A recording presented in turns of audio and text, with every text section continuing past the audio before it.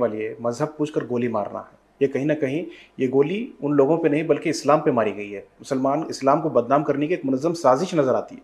दिल्ली में लंगर चल रहा था, बुर्का पहनकर एक औरत गई कि मुझे भी खाना दो, तो पूछा गया मजहब क्या है तेरा, तो मजहब पूछकर लंगर का खाना नहीं दिया गया। वो हमला किस पे था? झारखंड में तबरेज अंसारी को नाम पूछकर मार दिया गया, वो हमला किस पर था? महाराष्ट्र के ट्रेन में एक बिगड़े पुलिस वाले ने, अभी पता नहीं उनको क्या क्या कहा जाएगा, नाम पूछकर गोलियां चलाई थी। मुझे तो लगता है ये आतंकवादी इन्हीं लोगों से सीख कर आए थे।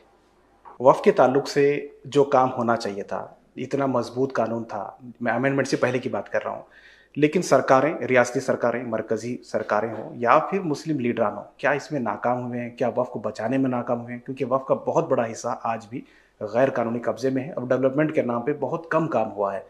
मैं उस वक्त कहता हूं कि खुदा मेरे दुश्मनों को सदा सलामत रखना, वरना मेरे मरने की दुआ कौन करेगा। मैं मीडिया वालों का शुक्रगुजार हूं कि उन्होंने गलत पॉइंट ऑफ व्यू से मेरे सही बयान को हमारे करोड़ों हिंदू भाइयों के घरों तक पहुंचा दिया।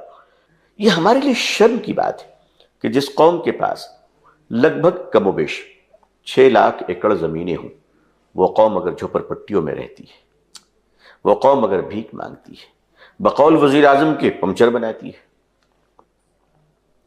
तो ये शर्म की बात है।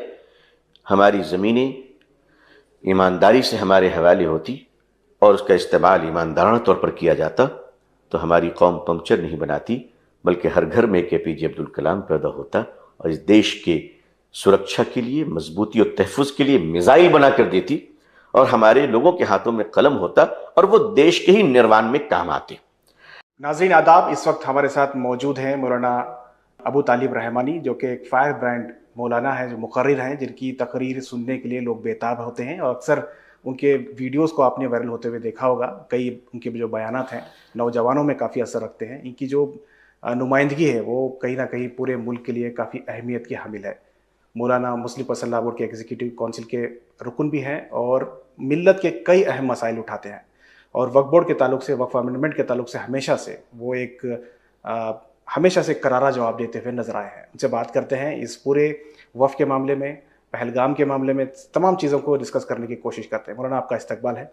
बहुत शुक्रिया आपका, बल्कि आपके ज़रिए तमाम नाजरीन की खिदमत में सलाम पेश है। बहुत शुक्रिया मौलाना। जिस तरह से आपके बयानात हाल ही में आए हैं वक्फ के अमेंडमेंट के ताल्लुक से, मुझे याद है कि बेंगलुरु में आपने एक बयान दिया था कि संसद तुम्हारी है तो सड़क हमारे हैं। उसके बाद एक इनकलाब सा बर्पा हो गया मुसलमानों में, जिस तरह से अमेंडमेंट पास हो गई, बिल, दोनों बिलें पास हो गई, उसके बाद जब एक्ट बना, उसके बाद अब जो